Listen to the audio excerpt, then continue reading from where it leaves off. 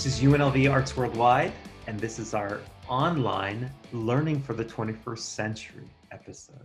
And this is our Dean Nancy Uscher. Hi, Nancy. Hi, Louis. I know we're really looking forward to this episode.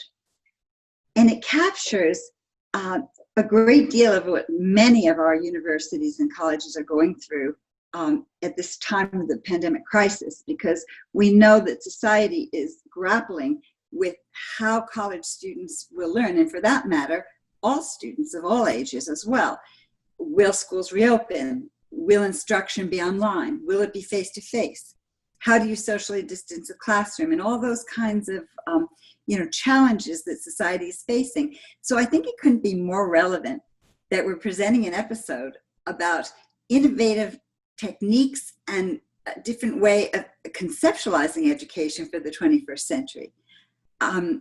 We know that in addition to the examples of some of the great learning that's going on at UNLV, we were able to interview our guru, let's say our online teaching mentor, Dr. Yvonne Houy, who is the learning technologist for the College of Fine Arts, our college, and she's really had a leadership role in online education in the entire University of UNLV.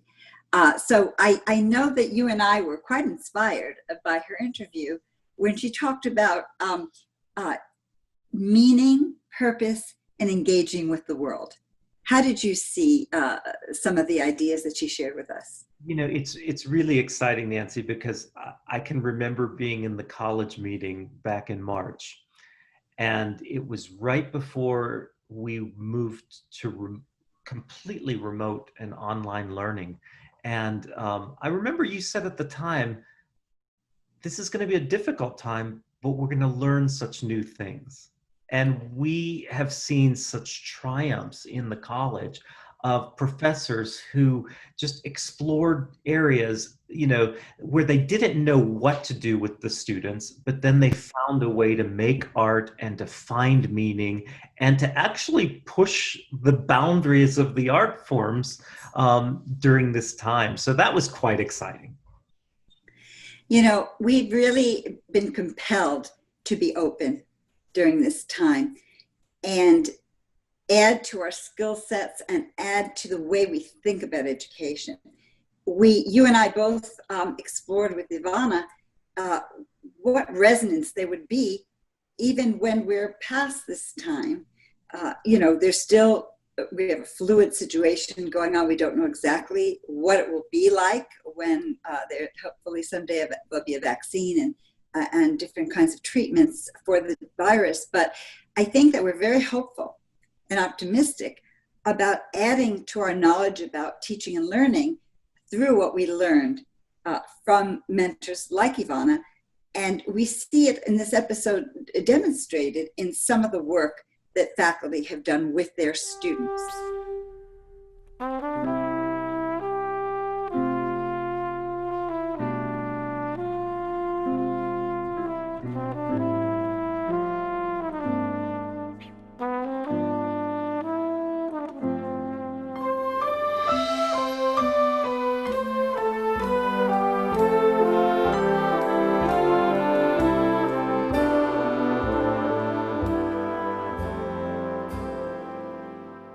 I am delighted to introduce our guest, Dr. Yvonne Houy, who is our specialist, our learning technologist in the College of Fine Arts. And I also want to say that Yvonne has been a major force in the leadership of online education at UNLV ever since she came to the university. And she's also had other roles teaching in the Honors College, a very, very brilliant, versatile person and educator. Welcome, Yvonne. Thank you so much for a gracious introduction. Yvonne, as we've moved into pandemic, you have become one of the most important people in the college, because suddenly, as all classes went online, faculty really needed your help and your support, and even to give them confidence. What was it like this period of time? It was absolutely exhilarating, to tell you the truth.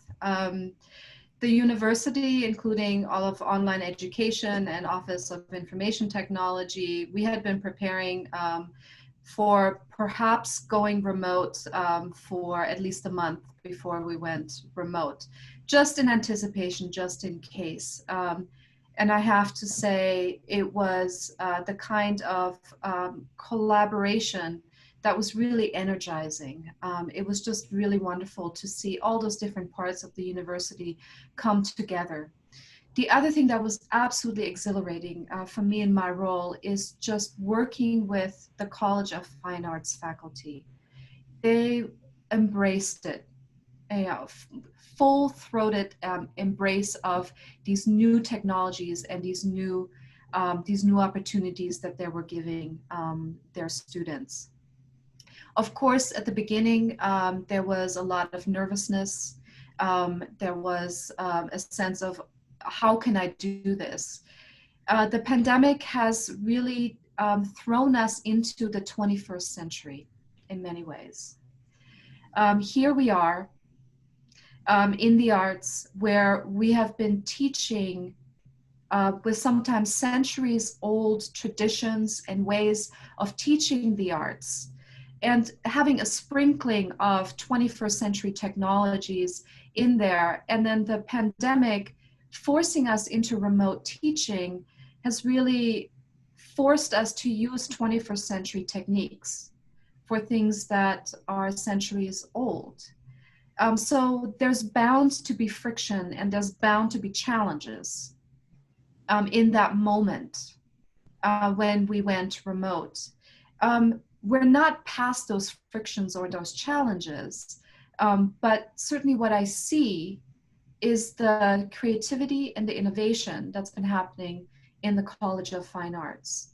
Now, your technology Thursdays have been quite popular, and you've explored some amazing topics like universal design and different platforms. Tell us about Technology Thursdays and how you brought that community together. It is a very organic process in which I curate what happens on Technology Thursday. It's born out of the conversations that I have with faculty and other members of the UNLV community about the needs that are emerging. When we first went remote, many faculty didn't even know how to start. So I had put together some tools that I thought would be helpful to them. But something that is very energizing and humbling for me is having those ongoing conversations with faculty members. Because there are so many different units in the College of Fine Arts, so many different topics and areas that are being taught. Every single conversation that I have with a faculty member is really unique. Each faculty member has unique challenges that go along with their subject matter expertise. And out of those conversations where I do a lot of listening to what those challenges are, that's how I craft the next few Technology Thursday conversations. The key thing for me is that they're not just one-way webinars where, I or someone else is a talking head, but really that there are ongoing conversations where I find out kind of what it is the faculty need and what they're interested in. And then we have the conversation around the tool, around the technique, around pedagogical best practices that might be helpful to the faculty. And then after that, I reflect on what we talked about, what happened at that webinar, who was co-present in that moment, and see where we go next, where the next conversation is going. The faculty at the College of Fine Arts, they come at their work with such deep caring and passion for their fields. And that's what's going to move them forward. And that's what I see in my conversation with the faculty. As they're exploring new technologies to engage their students, they're really thinking about not just the moment, what's happening right now. They're thinking about what tools and techniques they can use moving forward. Nearly every single conversation I've had with faculty members about their explorations, there's at least one time when the faculty member says, you know, this technique that I used in my classes in the spring, I'm absolutely going to use it, you know, moving forward into the future. So this moment, as challenging as it is also a way to modernize our arts, modernize our reach, modernize how we engage with the students.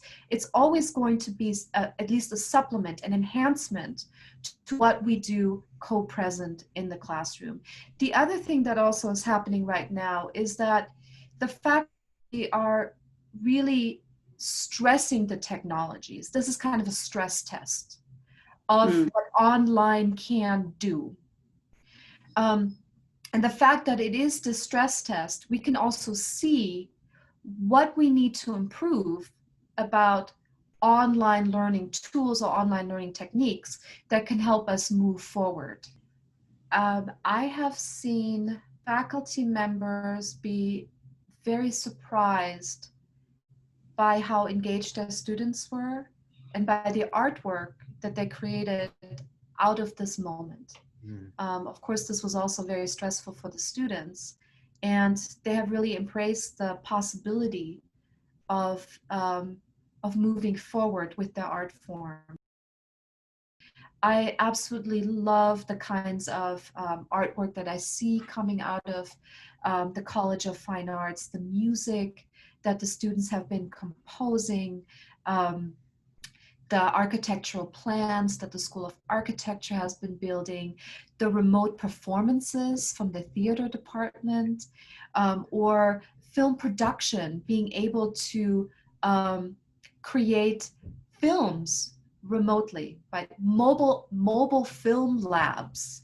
Like, how exciting is that, right? And it's a kind of opportunity for the students to see what's possible. I think, you know, it's amazing because it gives us a kind of courage that even in the worst of times, my gosh, people can create amazing art, you know. Yes. And also conceive of things differently. The idea of that mobile film lab, it's a completely different conception, perhaps, for someone compared to what the way they would think about that work previously, which is pretty profound, actually, to think about something completely differently. Now, I know that in addition to your work as a teacher, mentor, leader, you also have become very interested in the research in the arts. And I know that you've taken an active role in A2RU, which is the Alliance of Arts and Research Universities.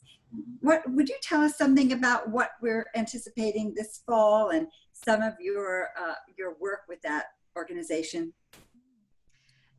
So for the A2RU National Conference coming up in October, I'm putting together a design charrette for artists and designers across the arts, so that they can bring the insights of what they learned while going remote in order to create better learning management systems, better online learning resources. So this will be a national charrette facilitated by the faculty of the College of Fine Arts, and I'm very excited about it. It will be a 90-minute and very, what I hope is very engaging, very active design charrette.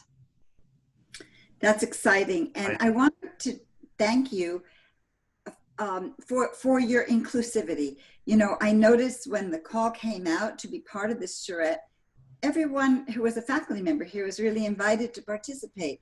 And that kind of welcoming, that kind of warm spirit, I think can help people do their best work. And can even challenge someone to get into this kind of a space that might be unfamiliar, as I described what learning can be about. So it's, you know, also professional development for our faculty, giving them a chance to collaborate. We've noticed in our series here, collaboration has been so important as a way of knowing the world as, you know, as artists and people who are just in the world of discovering new knowledge. And so I want to thank you also for giving people that impetus to join. I think that's a very generous spirit that you shared with us.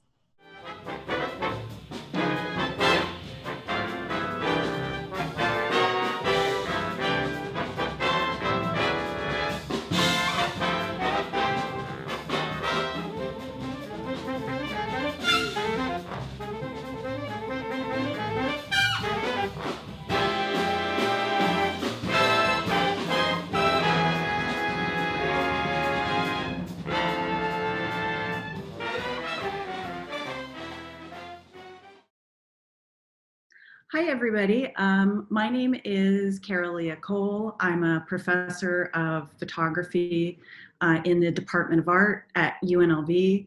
And today it is my pleasure to share the work created by UNLV students when they suddenly had to take their darkroom photography courses. So they were shooting film, they were developing film and printing in the darkroom. And then suddenly we went online.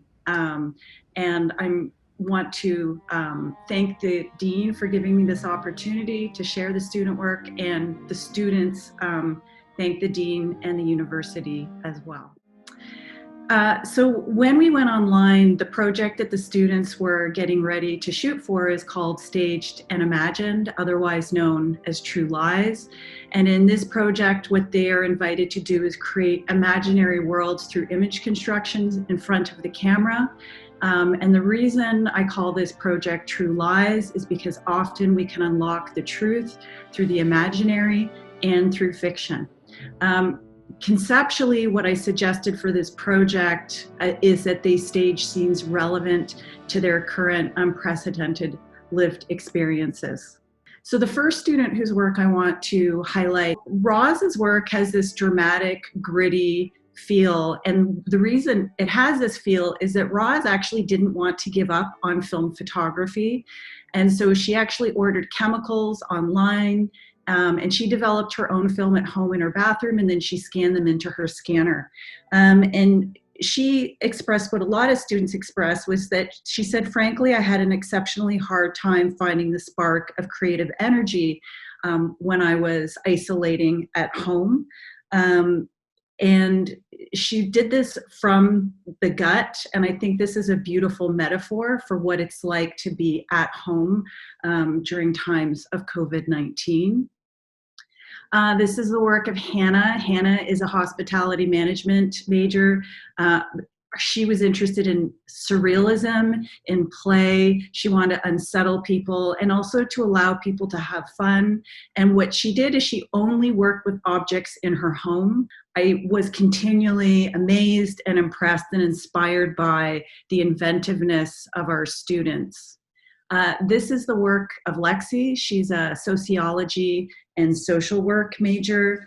And what Lexi wrote for this series entitled Dark was that, you know, she found this time to be very interesting and deeply unsettling, and that what she wanted to do was shoot in a first-person perspective, and she was inspired by horror films. And she said she wanted to reflect the fear of the unknown and the paranoia that someone or something may be watching you. So what she did is she got up at midnight and she used a flashlight and she went around her house. And in this case, she had to shoot with her cell phone camera, which is what all students had to do all of a sudden. And so she just illuminated these bright spots in the darkness. This is the work of Edgar Garcia. He's a political science major. And what Edgar did while he was isolating at home was he used household objects. You can see this, wonderful sense of humor and play that Edgar has. And in some of the photos that you don't see, his entire family participated in collaborating with him in creating these very surreal, playful scenes. This is the work of Brianna. She's a sociology major. Brianna had, different from Edgar, a different response emotionally and psychologically to what was happening to her. And she felt that as the quarantine days tallied up, she deemed them as wasted. And she also found it was hard to be motivated to do schoolwork and harder to do things that she used to do for fun. And so hers is actually a critique of technology. She found she was spending a lot of time on the screen and that she felt it wasn't feeding her. And one of the things that she did that was very inventive in these two top images, where it says the situation is fluid and continues to evolve, we are all unsure of what the future holds. She was actually taking pieces of text that were messages that were coming to us from UNLV. And this was something that when we got together at Critique, the students really related to, in that it seemed like these were messages in a bottle as we were all isolated at home. The final project that these beginning level students were doing when we suddenly went online is called Implied Narrative. I'm using a quote here from Chimamanda Ngozi Adichie. Many stories matter. Stories have been used to dispossess and to malign, but stories can also be used to empower and to humanize. Stories can break the dignity of a people, but stories can also repair that broken dignity. So what I like to do is empower students to choose their own direction. So conceptually, they were allowed to choose their own direction for this project. But if they felt like they wanted a starting point, I suggested that they play with Dwayne Michael's idea, how do you picture the unpicturable? And I'm starting here for this particular series with the work of Annie Lynn, who's an art major. And so again, these students are doing these things in their bedroom with their camera phones. And so Annie was fascinated by shadows. And so she was creating props and she was playing with shadows in various ways. And what she wanted to do was create this eerie fantasy environment. And again, like Brianna, there is this element of critique and sophistication in her understanding of online life, in that some of her imagery was about how kids face sexual predators online. So I think that there's a real sophistication with students, with young people, about what the power of life online is and what the potential dangers of it are. So Imani Salih is a film major. I hope everybody can see how just stunning her work is. And so Imani, from the start of the semester, had been photographing in various ways her brother. So her brother is on the left. And this was before the murder of George Floyd, that she was talking in class about her, frankly, terror for her brother, that because he was, her baby brother, but a young Black man who appeared tall, that his life would be in danger as he moved through the world. And so before the murder of George Floyd, she was creating these images like the ones on the left and the one on the bottom left, where she's posing her brother with his, baby photographs. And then she went on, while we were in quarantine, she created all of these images. And then she also photographed her sister, her baby sister. And what she's very focused on is, the beauty, the resilience, the intensity of her family. Legacy Lane, whose image started this particular PowerPoint, as a biological sciences major, and someone else who I would also say is certainly an artist and a conceptual artist. The series on the bottom left is from the series that she wrote about, where she served as in the military as a medic. And she talks about how soldiers become depressed, suicidal, or unhappy. And a lot of them feel that they will be seen as weak if they reach out for help. And I think that she was exploring this in particular because, you know, these kinds of feelings are magnified when we're isolating in the COVID-19 crisis that we went through. And then the other series that she explored simultaneously, she's really inspired by the work of Lorna Simpson, where she's capturing parts of her body that she loves and the parts of her body that she has a difficult time loving. Faith Jenkins, the image on the right, you can see that it says here that Faith is an art major. She's from Hawaii, and she actually went home to Hawaii for a brief period. And I find this image quite eerie. And she was really, frankly, loving these images that she had to shoot in color and convert to black and white and show people in these, you know, idyllic spots and social distancing. Yeah, I have to say, every time I gaze at that image of people walking towards that pier and into the ocean, I think this is such a powerful image. And then when she came home and she was social isolating on the left in her home, she started playing with double exposures, working with text, to give us a sense of what she felt like her life was like, you know, during the isolation. This is another series by Roz. I'm showing 4 of 6 images. So they're diptychs. They're meant to be viewed, an image of the individual and then an image of the flower. And you can see that this is a time of intense introspection for students. Roz writes in her artist statement, "Sweetness in the morning and acidity at night.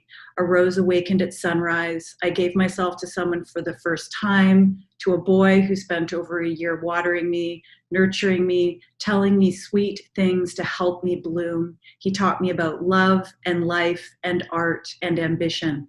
That same day I was molested while I was asleep by another boy who had meant a lot to me. He taught me how to dance and how to laugh. We had known each other since we were kids. This is that story. Of course I love you. I just see you differently. Is he a threat to others? Did she tell you everything that happened? That's not what he's saying happened." What was interesting, this is a beautiful body of work, I will say, very conceptually strong and visually strong. But when we did our online discussion of work, one of the things that stood out for me was that 80% of the students in the class said, "when I was sexually assaulted." And I think that one of the things that Roz did was tap into something that most of the students had experienced. And then through our online discussion, we were able to have, you know, a very thoughtful discussion about this. Hallie Thayer is a psychology major. And one of the things that Hallie did was limit herself to things that were in her bedroom. So this image on the left and the image on the top are from this bedroom series called Anxiety and Phobia. She talks about how she had dealt with anxieties and the phobias in her life, but they had retreated until COVID-19. And I think these are really stunning, you know, visual representations of how it can feel in these times of isolation. And then the other project she did concurrently was COVID-19 graffiti. And over the course of a few weeks, somebody in her neighborhood started to do this really interesting graffiti. So this image on the bottom right says, "It all ended here." And here I'm moving to the work of Sam Myers. She's an art major and clearly interested in political commentary. And also Sam has this wonderfully dark sense of humor. So she stepped out and she was looking at, you know, what is very particular to Las Vegas in this time. So we see this coronavirus-free lap dances, which is something that would seem alien to anybody who doesn't live in Las Vegas. Who are you without capitalism? And here on the right, we see this really fascinating portrait of her parents kissing while, you know, fully protected. Clara Tang is an art major. She's also a musician. And this was a really interesting piece because what she did was play with punctuation and how just by moving a comma we change the meaning of things. And in these very subtle images, just by changing whether there's movement, blurred or frozen action, we change the meaning of the image itself. And I'm going to end here with 2 pages by James Houy, who's a psychology major, and I'd also say an outstanding conceptual artist. And so when we were forced, indoors immediately, he did this series, which is quite humorous. Things are bad when the plague doctor self-quarantines. And then as he got used to these altered circumstances where he no longer had access to film and the darkroom, he did this wonderful project where he shot hovering above, this famous Las Vegas monument. And like Clara, he paired his images of slowly moving down and settling to the earth with these very interesting lines of text. She was an open book. He was illiterate. People tell me I'm condescending. That means I talk down to people. There is no I in denial. So I'd like to thank you for giving me the opportunity to share this work. It's really a privilege to work with the students of UNLV, and I hope I've done these students' work justice and done them proud, and I want to say hi to all my students. Thank you. So this is Olga Townsend, who is a student worker in the Dean's office. And this summer, I've had the privilege of working with her to help faculty go into remote and online teaching. What's really amazing about Olga is that she had never done this before, but she just dove into the deep end and has become absolutely invaluable to the art faculty who are working with her. And she's become a really desired partner in talking about online education and what it can mean. So Olga, tell us first, what was it like as a student going suddenly into remote learning in March? As a student, we didn't really know what to expect. I'm a fine arts student majoring in photography and also art history. So a lot of our classes are based in person. So we didn't know how we would be doing our projects. And I feel like the faculty, they handled it really well. They were very organized, even though they had short notice. We didn't know we were going online. And they were able to tailor the assignments, keep most of it, but tailor it to move it online so it would be convenient for students to actually do the projects, because a lot of students didn't want to leave the house at the time. So all the projects were kind of tailored to that. So the faculty were fantastic whose classes I was in. So did you have a favorite assignment? There was a few. I actually really enjoyed my intermediate class. That class with Yasmina. So that class, we actually we videotaped the performances. So we were supposed to do a performance piece, but instead of having it live or having it on campus or somewhere else, we actually videotaped them, and we had a premiere online, a YouTube premiere. And I feel like everyone really, the subject matter was very much with what was going on. And I feel like the students really got into the project and really enjoyed it. So how did you collaborate with other students? With our collaborations, we kind of still had our meetings online. We did our premiere was live streaming. So we were all there in our own little places, our houses. I know one student had to actually go back home to his state. So it was kind of interesting the way we weren't all physically in Vegas, but we were able to connect. And I feel like she's done a fantastic job of bringing everyone together and having us communicate still. So what is it like working with professors in courses that you've already taken, and now you are working as an instructional designer to help them? Well, it's been really great reconnecting with some of the professors. I have taken some of their courses recently as well, but some of the professors I haven't spoken to recently, and it's really nice to reconnect. They have been they've been very motivating to me as a student and an artist as well. So I enjoy working with them. I enjoy hearing their ideas and seeing how it would benefit the students and myself including. And I really enjoy working with our faculty. I think we have some amazing professors. Are you looking forward to next semester, even though you will be taking mostly or maybe even all remote courses? I do, because I'm getting in the habit of working on my art practice every single day, because it's also my job. So yes, I do look forward to see how professors are presenting the material, what resources are available, and seeing what ways they have of having students communicate and engage. I think that's important. I'm also interested to see how they're going to have students collaborate. I think that's one of the major issues we have to look at, how we could all still collaborate on projects.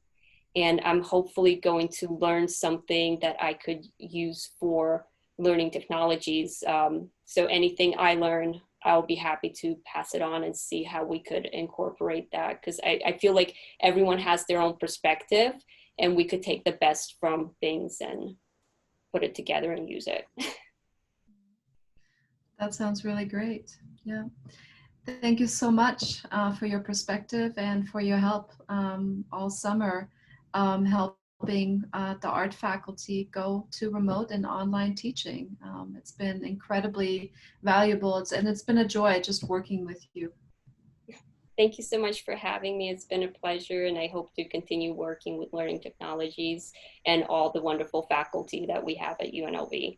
I'm here today with two of my wonderful colleagues. This is Kathy Allen and Dolly Kelebez-Mamet. So I have to say that when we talk about online education, the dance department has been online since the very start of online, when it was called distance education. The university came to us and said, there's some new opportunities. And faculty like Kathy, you jumped online right away and developed an appreciation class. And Dolly, you developed one of the first master courses at the university where multiple people could teach the content. And now we have a new course that's being unveiled in the fall, our dance appreciation class, and Kathy is our supervisor and our coordinator for that class. So Kathy, tell us about the Dance 101 class. Okay. In 2006, I was one of the first faculty in the dance department, at least, to start with 101 at that time, and also a 104 class. So I developed both of those early on. It's exciting to see the technology and where it has gone in the last 14 years. And to see these master classes developing with that new technology. One of the fun things about 101 is this new master course of dance appreciation is that we are including all of the faculty.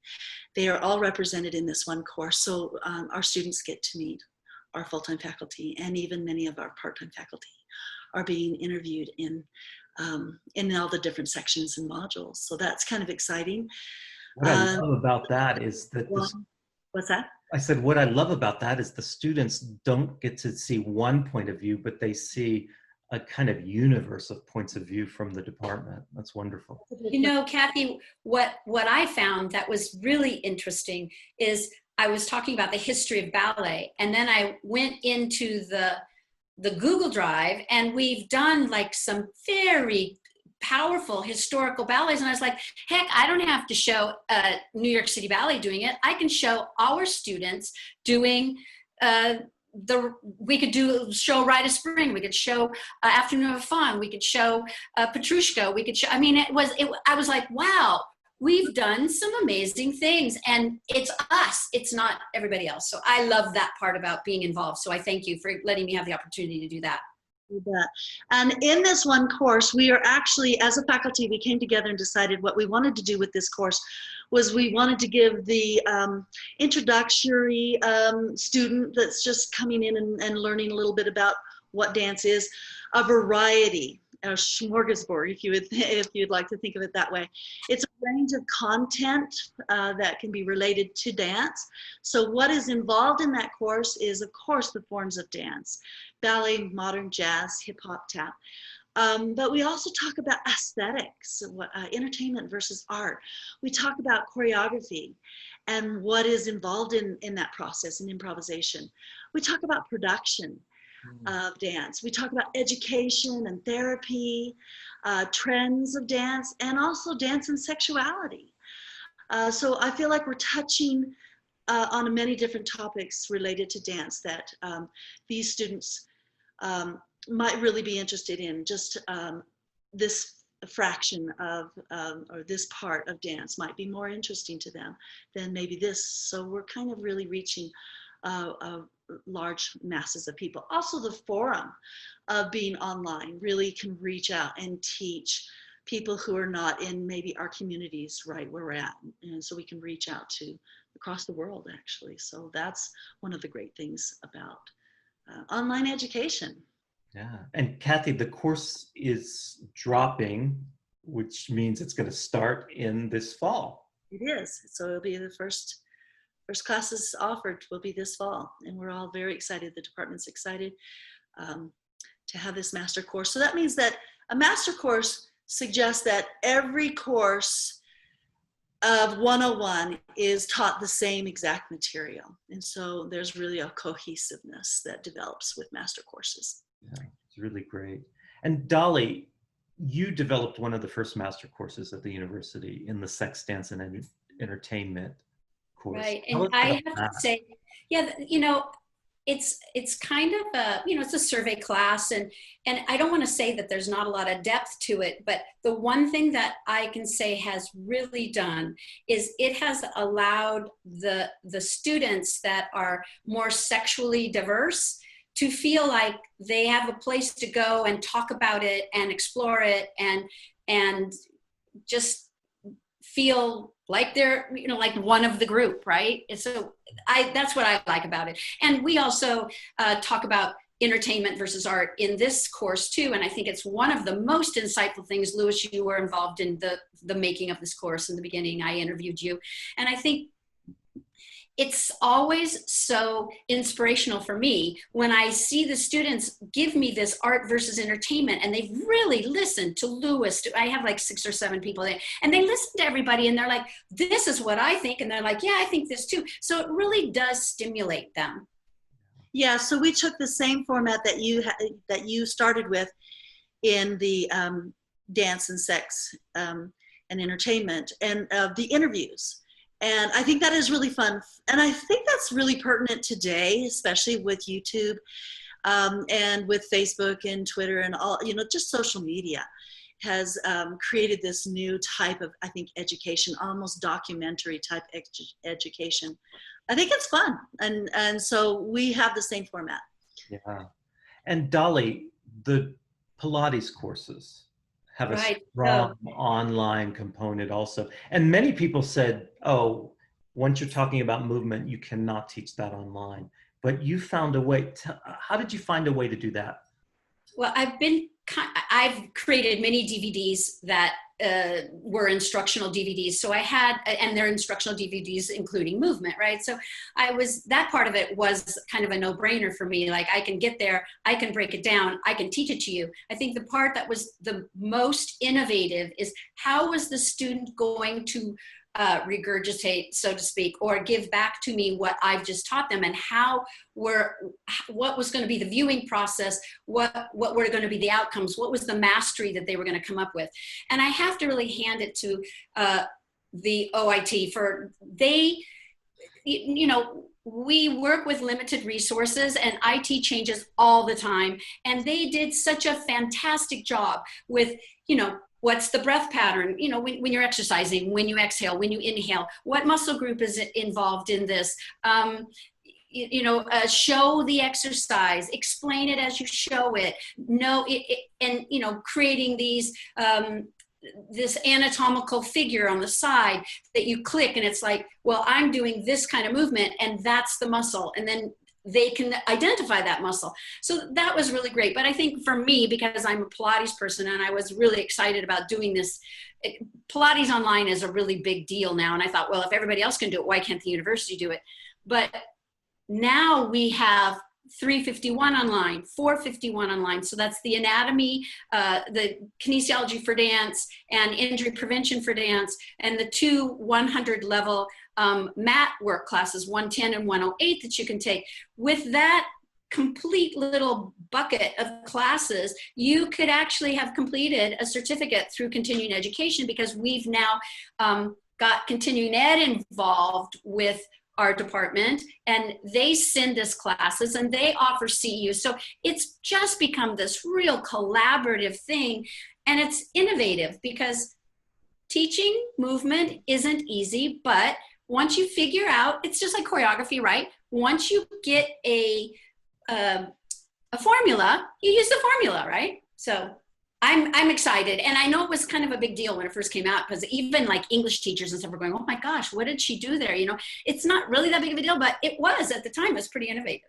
Well, it's innovation out of the necessity when someone figures out with these technologies. And what's great is the technology keeps improving. So the courses redevelop as we go too. And as Kathy said, what's exciting is someone can take this anywhere in the world. That's right. And as we learn from these past courses that we've developed, we're beginning to take them into new courses that we're looking at putting online. And it just grows and becomes stronger and better. And as we moved into pandemic, I was just kind of so astounded by the dance faculty, because they were ready. They were ready to just be online and find a way to make everything work. Even in things like ballet class and modern dance class and jazz class, where it wasn't ideal, but we had the tools because we had worked online. So it's a pleasure talking to you too, and thank you for all you do, and thank you for your innovations in online. And I can't wait for the next online courses. Thank you. Thanks, Liz. Take care. Hi, I'm Jerry Shufsick. I'm Director of Galleries at UNLV, and I'm responsible for the Donna Bean Fine Art Gallery and 6 other spaces on campus. Hi, I'm Sapira Chirk, and I am an instructor at UNLV. I am teaching 2D fundamentals. When the pandemic came upon us and the university asked everybody to stay home after spring break to teach remotely, buildings were closed, meaning the galleries were closed too. So there was not art available for people to view. And what happened then was in talking with Marcus Sivan, the department chair, we proposed a virtual exhibition where we would develop what the parameters would be and then put it out online and ask for entries. The instructions we were receiving from the pandemic was to stay 6 feet apart. And so just did a riff on that and called the exhibition 6 Feet of Art. So we put that together. We put 4 challenges into the proposal and sent it out online. I was part of the group that kind of put the call together, and being an instructor, it was a really good way to kind of engage the students to think about how they should make art in a pretty historical time. So we create these challenges that while they were able, they're staying home, they're not in school, making art, getting feedback, they're still able to engage and create something that they're very interested in. And at the end of the year, we usually have student exhibition, and it's really fun, and it's kind of like the year-end kind of celebration. But because we were apart, we weren't able to have that. So this was a really good opportunity to continue that. and while like really still encouraging them to create and not just sit at home and just wait for the pandemic to be over.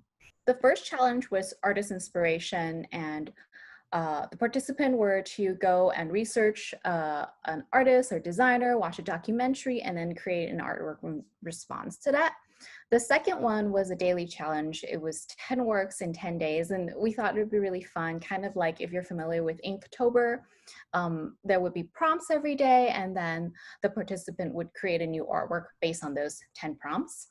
And then challenge number 3 was remix, which is reinterpreting a work of art or design.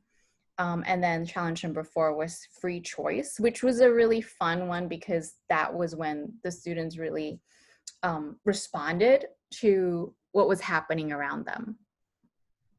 It was gratifying to see the number of entries we got and from so many people, which told me a number of things, that the website or whatever social media that they were looking at, it was an invitation to everyone. And we had everyone respond. And what I mentioned, all the different disciplines that people were in. And it was good. It was really good. The kinds of entries were some of them were humorous, some of them were really poignant, some of them were just really probing what it meant to be in this pandemic and this quarantine. And so within those 4 categories, there were entries. Most of the entries were in the free choice, where artists were free to do whatever they felt inspired to do. But we had some really wonderful pieces coming in, and that's is the joy of it.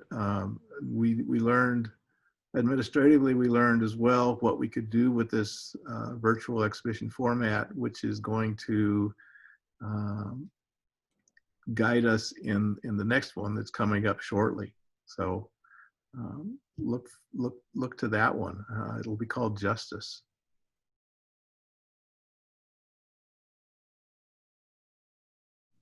Well, here we are at the end of our episode about online learning for the 21st century. This is a time that Louis and I reflect on what it was like to go through the journey of creating this episode. What are some of your reflections, Louis? You know, Nancy, I'm always astounded just at the depth of creativity and the tools that everyone learned so quickly and out of necessity, and making meaning at this time. So that was astounding to me.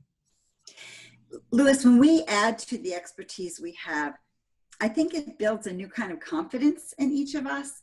And I will say that it adds to our leadership capabilities as well, because we're in position to make better policy decisions, better decisions about the varied modalities of teaching and learning, and really help move an institution forward, as well as, of course, enhance the lives of our students.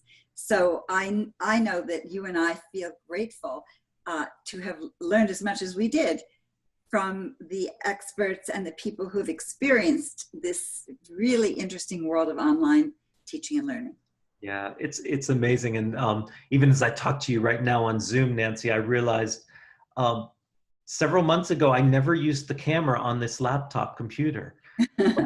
Now, I worry that how long will the camera last on the laptop computer? It's amazing that we have these tools, and just Yes. in the right moment, we can really thrive, and we can discover new And things. Louis, what a joy. Of course, I also myself climbed quite a learning curve to be here with you today, and I'm grateful for it. But what a joy to share this with our global audience. Yes, absolutely. So this is wonderful, and this is UNLV Arts Worldwide. We are reaching from Las Vegas to the world.